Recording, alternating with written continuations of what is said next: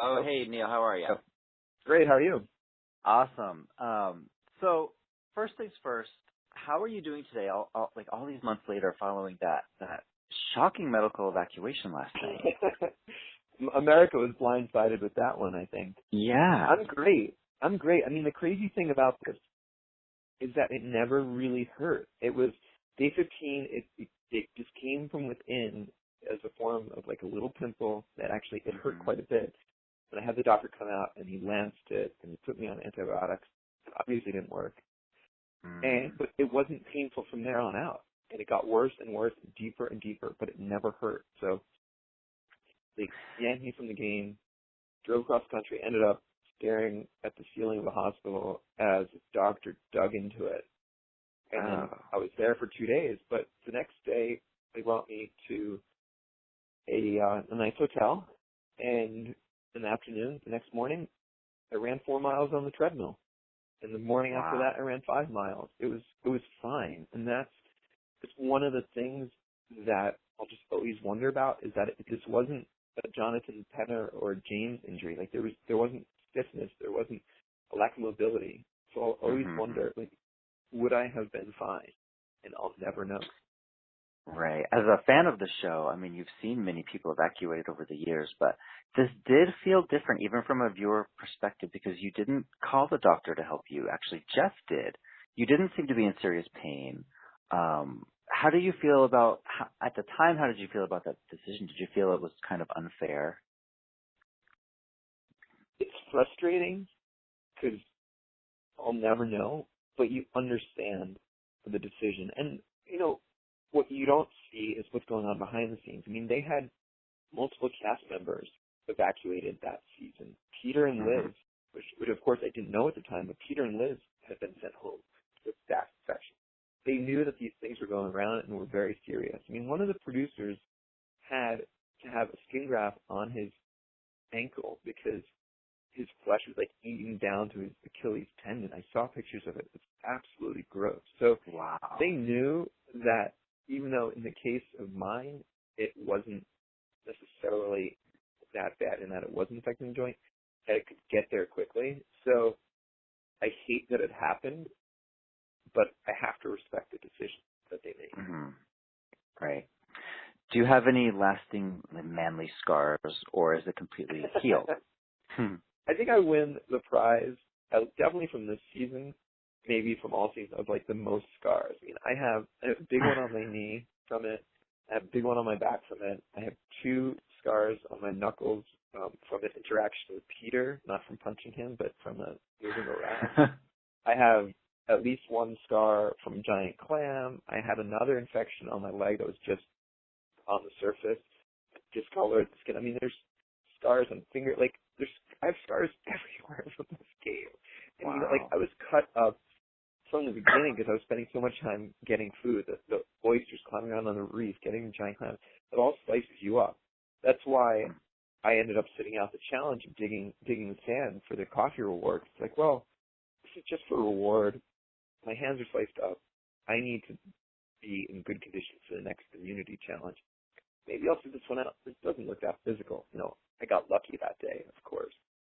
But yeah, I've got some souvenirs other than the idol from this game. Right. And now let's talk about the idol. I'm sure everyone has asked you this, but why did you bring that to Aubrey? I thought about it, you know, and I had from day 15. I thought this is serious. This might get me pulled from the game. I realized how serious it was from the beginning. On day 18, I was fairly convinced that I was getting pulled from the game because of this infection. And Aubrey and I, sitting on the beach, I let her know about the idol, and we talked about it. And she made it clear that she would slit my throat if she had to. And in my delicate, fragile emotional state, that's not what I wanted to hear. And I didn't find it funny. And then, you know, thinking about how my death gave her life to the game, I felt like I didn't owe her anything. And it was this one trinket, this last physical thing that I could grasp onto that could, you know, it felt like I was keeping part of the game alive by holding on to it. Mm. And then I immediately regretted it. Just going out on the boat, I just immediately regretted, like, why do I care about this friggin' thing? So I've had a lot of time to think about that as well. But what you don't see is that I did give her a little something, because I gave her my jacket. And as I was giving her my jacket, I reached into the pocket of my shorts. Not the bulge. The bulge is funny because, the word bulge, but that pocket never had the idol for a second in the game. It was never there. It was absolutely never there. It was elsewhere, but it was not there. So I reached into my pocket and I put some things in, and that may have led people to believe that she did indeed have the idol. And the fear of an idol can absolutely be more powerful than an idol itself, because, like trying to prove a negative, if you don't play the idol because it doesn't exist, but people think it does, that threat of the idol persists. And we saw that last night with Sydney and Jason, talking about you having the idol. That went, to Scott, and that went to Nick, and all of a sudden you were going to be voted out, or maybe Aubrey, because they think, Aubrey wouldn't be the recipient of the idol. So you're right that the threat of this thing is almost worse than having it. Mm-hmm. Or better, depending on the perspective, because that's true. It's one thing to target somebody, but then if you're afraid that you're not going to be able to split quite how you want, or you're not going to have the numbers, or it's not going to be blindside and you're going to play this idol, it gives you leverage, gives you a chance. And let's pretend everything was fine with your injury and you all went to tribal council. Who do you think would have been voted out? Would you have played the idol just to be safe? What would have happened? I think Aubrey was going home. I mean, that's just the way that the numbers fell, because we had 4, they had 7, which they were going to split 4 and 3. And if they're going to draw out a tie for a revote, you're not going to put those 4 votes on the person that you think could play an idol, because then either one of yours goes home, or you have to burn both of your idols. And when you have this whole super idol thing, it's all about trust and faith that the other person will come through. So there's not 100% certainty in anybody's mind that, if need be, that the super idol will actually come into play. So you have to go for Aubrey in that situation, unless you're gambling, playing Russian roulette, and then maybe you go for it. Let's talk about Debbie. I can't decide if she's playing a great game or a terrible game, or somewhere in the middle. Help me figure out Debbie. I only spent 19 days with her. How could I even begin to figure out that woman? She's amazing. I mean, she is truly amazing. They don't make them like her. They broke the mold with that one. It was interesting watching the edit and having Debbie get the credit for being this mastermind. That certainly wasn't my perspective. But who knows? I mean, who knows? But certainly when we got to the beauty camp at the merge, she was not, I think she was a little too full of herself as far as, that conversation you saw. Like, that's what she did. She that was the first date. And before even having a drink, she was trying to get Ty into bed. And I don't know if you've ever tried that on the first date, but I don't think it worked. I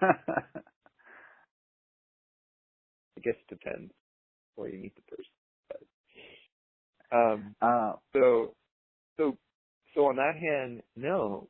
But on the other hand, she's coming off as so friggin' crazy that people have to be looking at her and saying, she would be a great person to sit next to at the end, because as coach has proved, the craziest, and I love Coach too. I think he's so entertaining, but the crazies don't necessarily get the votes. They're not taken seriously. So you want to have a little crazy in you, but only to a point. And here at Gold Derby, we do predictions on our website. For the past few weeks, our readers actually predicted that you would win. I know. That made me smile. How confident are you? Do you think that would have happened without this whole injury? Do you think you actually could have won $1 million? When Jeff told me, I was off to the side, and I went back over to the group, and I believe my exact words, which they cut some of it out, were, "Well, you guys are lucky because I was going to beat each and every one of you before in the game." And I stared them each down, and I meant it, and I still believe it to this day. I was going to win that thing. And so I am afforded a luxury, which nobody can prove me wrong. So I was pulled from the game, but I had a glorious experience. And I'll be telling people drunk off my ass at bars for the rest of my life that I was going to win that damn thing. I'll be 90 years old. Right. And I'll be telling the same story. And nobody can prove me wrong. You have the odds to back you up, too, because you could say, people on Gold Derby predicted me to win. Exactly. Well, and I hope they didn't lose that much money, huh? Oh no, you don't have to spend money to bet. You just make your free predictions. Gotcha. But now that you're out, final question. There are 10 people left. Who do you want to win the $1 million? Who do you like the most out of these 10 people? I think it was pretty clear, despite my move with the Idol, that I'm Team Aubrey. I wanted to sit next to her in the final, so I'm still Team Aubrey. Team Aubrey. All right. Well, thanks a lot, Neal. We will see you at the You're welcome. reunion. Thank you. Okay. Great. Bye-bye. See you then.